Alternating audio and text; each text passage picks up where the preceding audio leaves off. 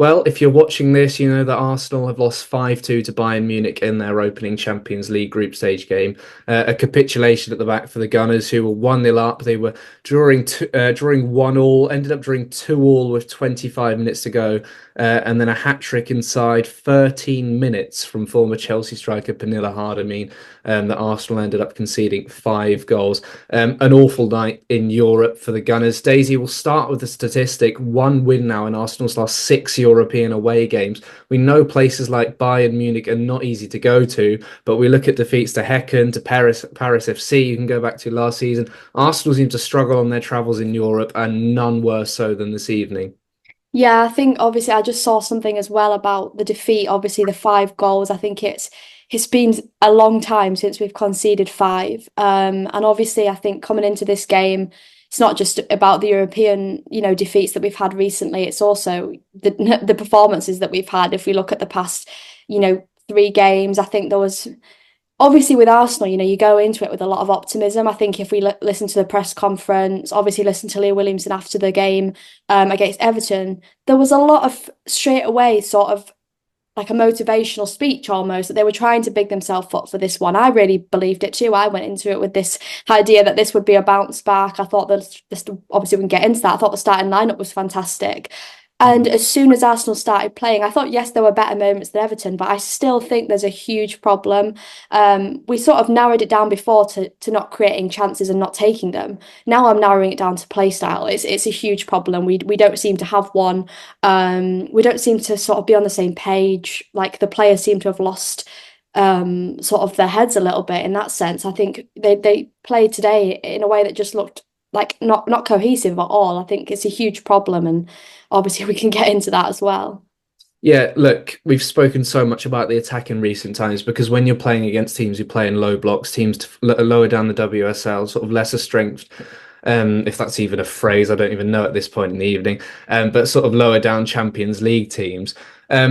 Sometimes your defense can get obscured, sort of in the WSL when you're not playing it. Seems like Bayern Munich, who almost had a front four at times. It was almost a 4-2-4 with sort of Stanway and Zadrazil anchoring the midfield, and then a really impressive front four. Harder was good but quiet first half, and it probably wasn't a performance worthy of a hat trick, but Arsenal made it one. They were a shambles at the back as the game wore on. You wouldn't expect it. McCabe, Cadena, Williamson, Fox, all individually good defenders, but together as a unit, shocking in that second half. Marking wise as well, you can probably point at the players in saying your marking wasn't good enough, but also when you look at like someone with the height of Kim Little against Pernille Harder, who's making that decision for her to go up against Harder? So there's so many factors, but I feel like we've barely spoken about Arsenal's defence in recent weeks, and now it's another massive worry, especially going into the Chelsea game.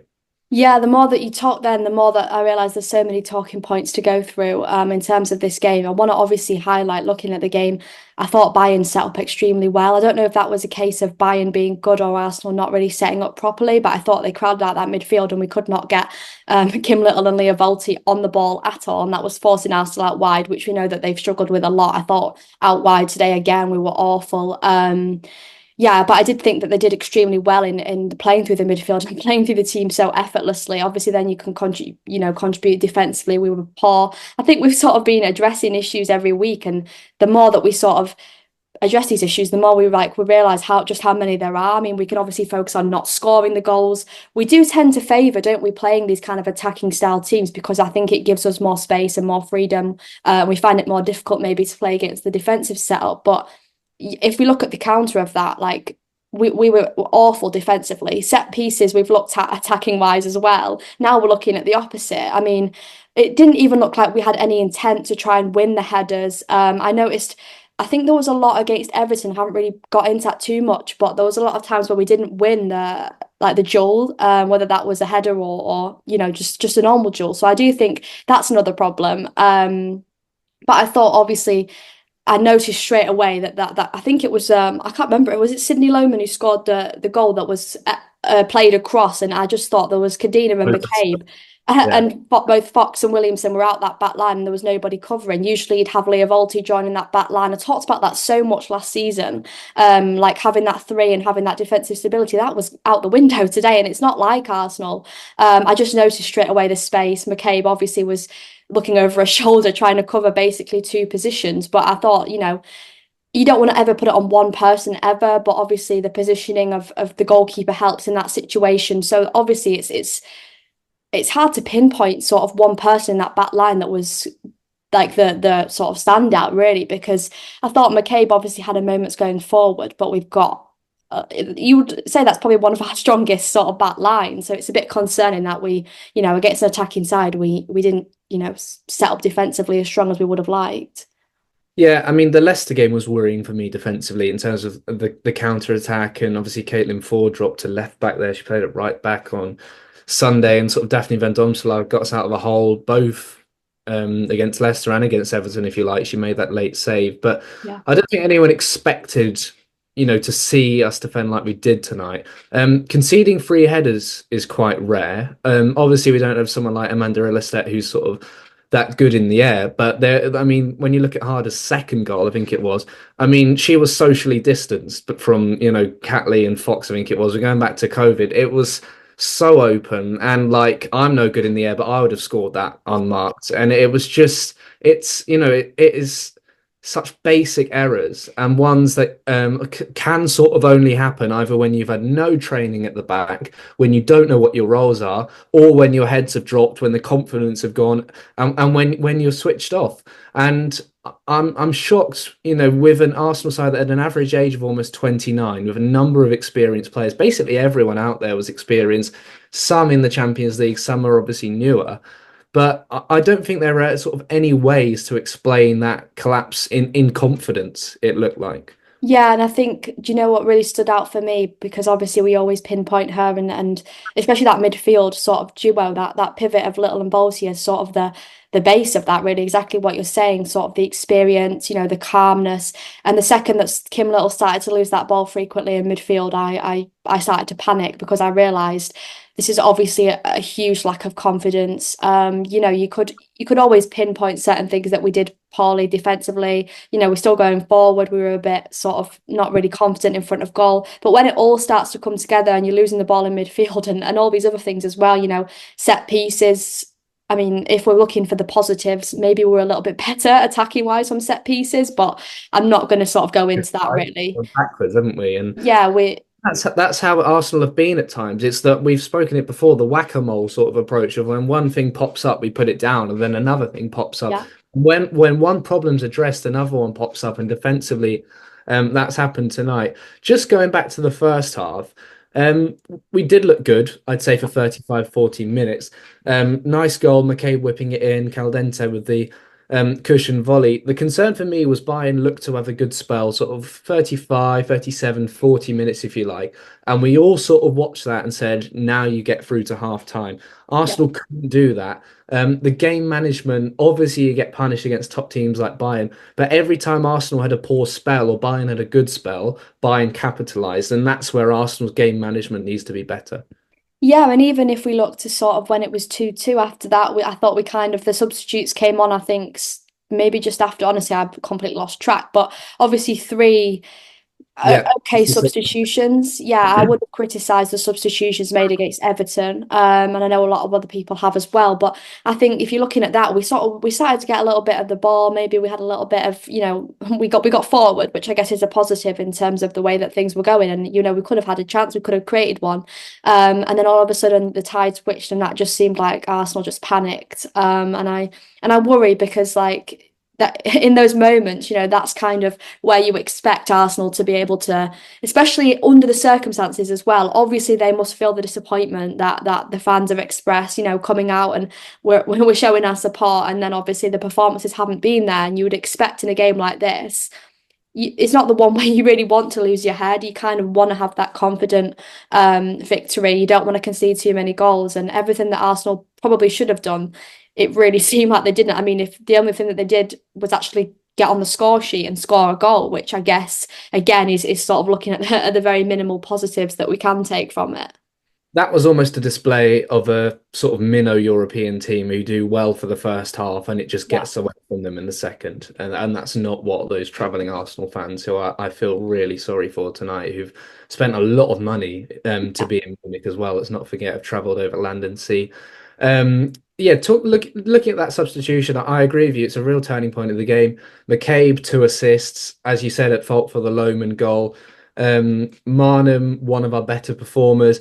Blackstenius maybe didn't quite get the service she'd have liked, but Russo got even less really when she came on. The Marnham one probably confuses me the most. Of my player ratings, those three who got subbed off have almost performed the best out of everyone.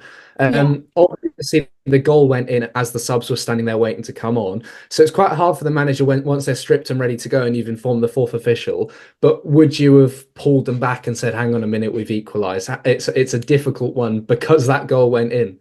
Yeah, it's a change in momentum, and I can completely understand sort of the Mead and Russo substitution. I'm not so sure about the Catley one. I criticised this again, like at the Everton game, because I'm pretty sure Catley was brought on, and again, I thought we needed a goal in that game, and I think we're looking at that 2-2. We've got momentum, we've got that goal. We need another one, right? And I know and I wonder if Catley was brought on as a defensive move. I don't think so. I wonder if that was made in sort of an attacking sense. But I do really think this Kafaji sort of substitution thing is always weighing on my mind. I mean, I know she was brought on today. She wasn't brought on against Everton, to my knowledge, unless she was brought on extremely late. But I do think obviously when you need a goal or when you need the momentum and you need to create chances, she's the kind of player that's what we signed her for. We've seen her in the Champions League. We've seen what she can do against the likes of Chelsea. So it's a strange one that he's been sitting that out till the very last minute, and it's very difficult, especially when the momentum changes towards Bayern, to then bring Kafaji on and say, right, go and play with Russo and Mead and do something. And I think it's a really difficult, you've got to time that right in these big games. And I'm worried about, let's add that to the list of the things that we've discussed in terms of things we're worried about. But the substitutions is another huge sort of red flag that I've been thinking a lot about since the Everton game and again tonight, really. And especially on paper when you're bringing on Steph Catley, Beth Mead, Alessia Russo, Kyra Cooney-Cross, Rosa Kafaji. I mean, those are players who should be having an impact. But obviously, Yeah. defensively, when you change your left back, Catley was out of the game. We know Cooney-Cross defensively, again, Valti coming off, someone who was really solid. It was a tough midfield battle. Stanway was excellent. I've just seen on Twitter Stanway's dad giving Beth Mead's dad a bit of stick, like friendly, which is quite entertaining. And Beth Mead's dad posting that sort of face palm emoji, which says it all. There are some fairly vocal critics out there at the moment. Ian Wright was one before this game. And I think it's easy for people to say perhaps we overreacted to that 0-0 draw of Everton, but we've seen this building up of poor performances, getting away with some, for instance, Leicester. But when you accept mediocre performances for too long, when you come up against a Bayern Munich or a top WSL side, unfortunately, this is going to be, what happened. And Arsenal have found that out the hard way tonight. Yeah, I think also like we've had results where on paper, we got the result, the 3 points against Leicester. Obviously, we got the win in the second leg against Hacken. But if we're looking at all of those games collectively, and I still think the performance and the play style and the identity is lacking extreme. I think we've got a lot of individual talent, so there's no doubt there's going to be fantastic moments. The Mariona goal I think was proof of that today. Just real quality from the ball in the box as well. So I think if you look at that, that's obviously going to look at the positives and say, right, we scored goals. But same with the Leah Volti one, right, against Hacken. Moments like that, I think, how much is that to the play style and how much is that just to individual brilliance? And I think going on to what Ian Wright said as well, it really just feels like we just have a lack of identity. I know I keep saying that, but that is what it comes down to. I just don't think I can really grasp what Arsenal are trying to do. Yes, a lot of it is sort of counter-attacking. I think that's kind of that quick sort of attacking players, how we scored against Manchester City. And obviously it does get you goals in moments, but it's not what you want, is it? I don't want to compare too much to the men, but if you look at Arsenal and how they're playing at the moment, there's a clear identity. The fans are getting behind them, and you feel like there's a constant improvement. Yes, there's setbacks, and there will be.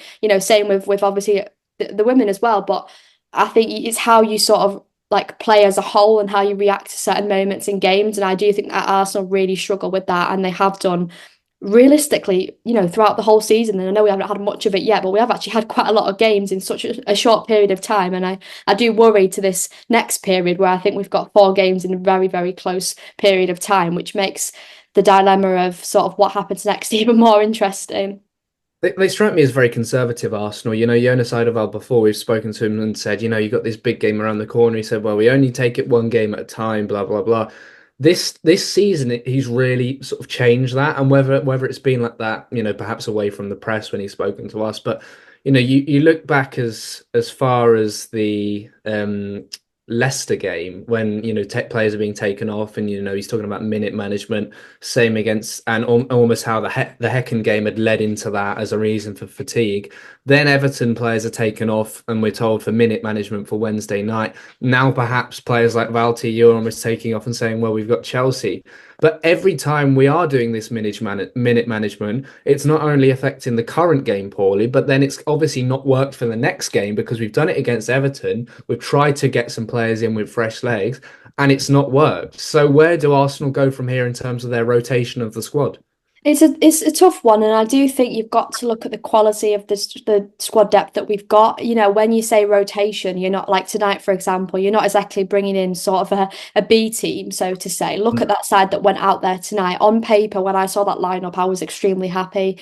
I think, yes, you do have to consider that, obviously, but every game is a big game. It's harder in the women's game. Injuries are more common, but you can't sort of put out, for the last 20 minutes of a huge Champions League game, sort of change the entire team round. I think the substitutions that are made, you can manage those minutes in an effective way, but also thinking about the game in hand, right? The game that we've got that's happening right now. For example, you might need to think about Kim Little coming off at some point in one game so she can finally get some rest. Because I guarantee Kim Little will be starting against Chelsea in 3 days' time. And how is that impacting her performance? I think she's a fantastic player.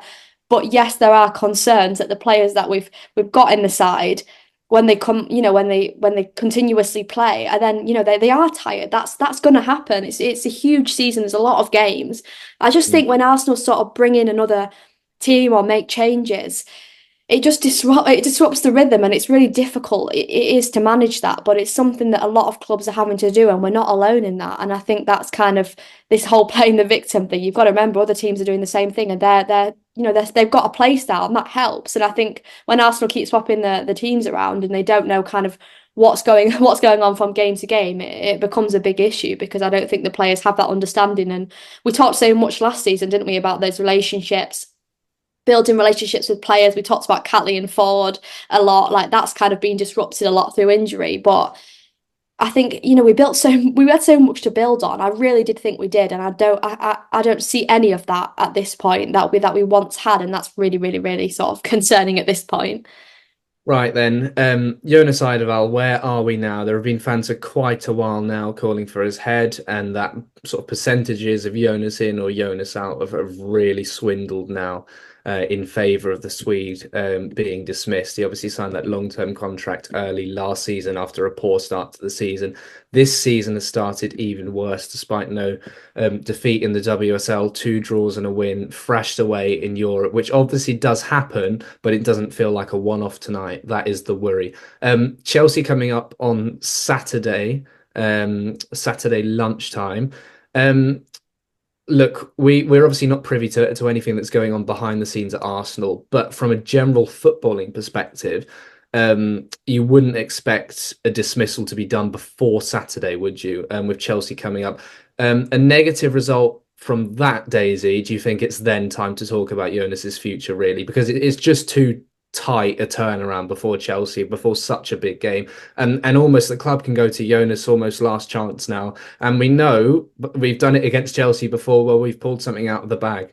Yeah, but I do really worry about, like I did about tonight, worry about both sides of the result. I worry against Chelsea that we could have sort of a humiliating defeat, and that could really sort of alter our entire season. And I think, yes, it's too much of a turnaround to do it now, but I worry because we're going into this game. It's a huge game, and after tonight's performance, not even just the result is obviously awful, but the performance as well, like bouncing back from that with the same manager, the same players, I don't quite, it's so different this time, isn't it? Because how do you do that? Like, that is a huge ask of every single person involved. And then you've got the other side of the argument that's just as valid, which says, what do you do? What the hell do you do when if you know, the announcement comes out tomorrow morning, for example, they've told him tonight that he's going. This is hypothetical. I don't have insider knowledge, but and you've got sort of who do you even turn to? Looking at that coaching staff, which I know a lot of people have also brought up in the Twitter debates that are going on this evening. You know,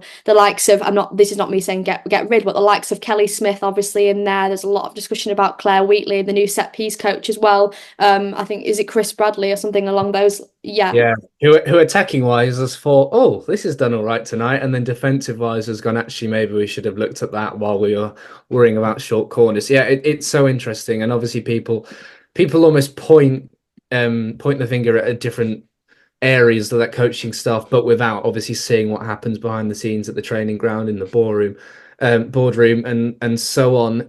Look, Daisy, we'll have to leave it there. I don't know if there's anything more you want to touch on. It's obviously so hard coming into it almost in the heat of the moment after such a disappointing defeat. And as fans of Arsenal, men and women, you know, we've gone to Bayern Munich a few times over the years and seen defeats of this magnitude, and it doesn't get any easier. But look, Chelsea coming up on Saturday, it is now do or die. It's got to be. yeah, absolutely. I mean, I would like you say, you know, there's going to be a lot of like very sort of valid fan reaction tonight. I'll have fun scrolling through all that and seeing what everyone has to say. But huge game on Saturday. This is the hardest we go again that we've ever had to do, I think. But I do expect the support will be there. Maybe not specifically for the manager, for the coaching staff, but for the club, right? That never changes. Unfortunately, you have to bounce back from these defeats, and it goes on, and it will go on.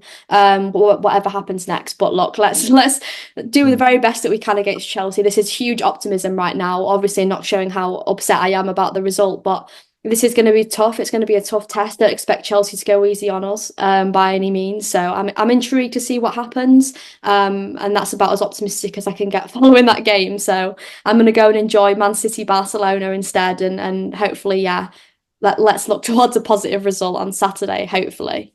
Yeah, well, we're in the final stages of putting together our fanzine, and the headline of that on the front cover, which your partner Sarah has brilliantly put together, that'll be revealed tomorrow. But it's a little bit of a message towards Arsenal and Jonas Eidevall about our expectations this season. Yeah, you enjoy that City game.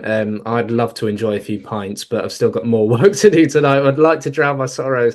And tomorrow night, I'm on the Kings Meadow Chronicle podcast, our sort of Chelsea fanzine, and I'm going to get absolutely grilled by them, I'm sure, ahead of Saturday. Daisy, look, appreciate your time, your honesty, and for keeping a cool head as well after tonight. Yeah, I mean, if you haven't checked my Twitter yet, but when you do, I think you'll go against that. But yeah, thank you so much. Hopefully we can get a better result on Saturday.